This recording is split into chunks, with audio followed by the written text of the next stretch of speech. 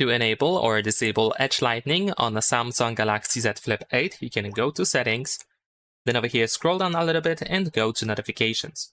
Now over here in Notifications, you should be able to find Notification Pop-up Style. If you have the Brief style selected, then you can go to Add Lightning Effect. And then over here, as you can see, we have a couple of different options to choose from. You can just choose your favorite effect. Let's say I'm gonna just stick with the basic one. And you can also go to color to, for example, choose your own color over here from this list. You can also choose the color picker and try to set up your own color just like that. So let's say I'm going to choose this one over here. And let's tap on done.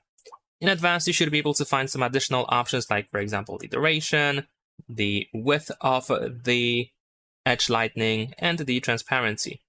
And then once you are done, just tap on done. Of course, if you want to turn it off, you want to go back to these settings and just set to none over here. Leave a like and subscribe.